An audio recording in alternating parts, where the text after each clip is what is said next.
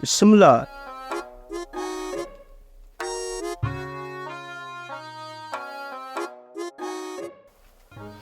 मुझे हाणे मां वञा? बाबा हाणे तव्हां सभु छा था चओ? बाबा मां त चवां थो त हिन निभागे मां कढोसि हथु, वञे वीचारो घर घाट जी करे, असीं न ही किथे रहींदासीं। मुजेरी बाबा छॾ ग़रीब खे त वञे महिला तो घर, बचड़ा बि इंतज़ार में वेठा हूंदसि। हा मुझेरी, छॾियो हिन ग़रीब खे, महिला तो घर पहुचे। बाबा मुंहिंजी ॻाल्हि ॿुधो, चोरी माण्हू मजबूरी खां कंदो आहे, शौक़ खां केर बि चोरी कोन कंदो आहे। हा इहा ॻाल्हि आहे मुजेरी। बाबा ॻाल्हि ॿुधो न, जेकॾहिं हिन ग़रीब खे असां हितां हथे खाली छॾियोसीं त बाबा ही वरी कंहिं ॿिए जी चोरी कंदो। छा कंदो? चोरी कंदो। तंहिं करे हाणे इहो आहे त जंहिं वटि 4 टका आहिनि या 4 दाणा आहिनि या वरी को ॿियो सामान सड़ो आहे त बाबा हिन खे ॾियो त वीचारो वञी पंहिंजे बचड़नि खे खाराए। हलो बाबा हलो, महिला तो हलूं, खणी अचूं त ग़रीब जी मदद कयूं।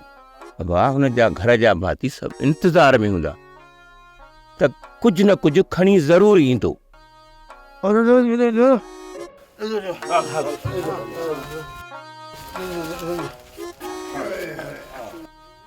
जेको हाल अभी बासो पेश।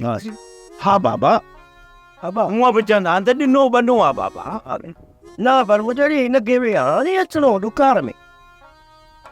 अरे बाबा, जॾहिं असां वटि ॾुकार आहे हिननि वीचारनि सां बि इहा ई हालत हूंदी न। बाबा मां खणी छा अचां? बाबा तूं बि घर वञ,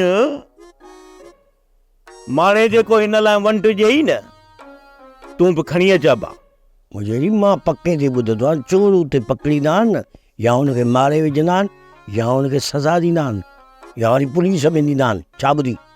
शाबस थी खड़पील, शाबस थी। पापा ईअं छो कयूं आहे? ज़ाहिर आहे चोर आहे, हुनखे सज़ा मिलणु घुरिजे न। हाणे ॻाल्हि ॿुध, तूं चोरी छो नथो करीं? मां चोरी छो नथो कयां? बाबा हिन खे मजबूरीअ चोरी कर या मजबूरीअ, जेकॾहिं हिन खे मजबूरी न हुजे हा त ही भला चोरी छो करे हा? हा मुझेरी, तू सही तो चई। ॻाल्हि ॿुध, ॿीहर चोरी न कजांइ। मां चवां थो कंहिंजी बि चोरी न कजांइ। जेकॾहिं का अहिड़ी मजबूरी अची वञे न तॾहिं कंहिं भाउ खां मदद वठिजांइ, पर कंहिंजी चोरी न कजांइ। मुझेरी मां अहिड़ी ग़लती करे कोन कंदुसि।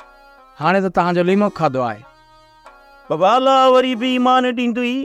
सोप सीरियल मोहब्बतुनि जो माग तमाम एपिसोड्स ॾिसो हाणे HD क्वालिटीअ में। विज़िट करियो असांजो YouTube channel Sindh TV HD drama.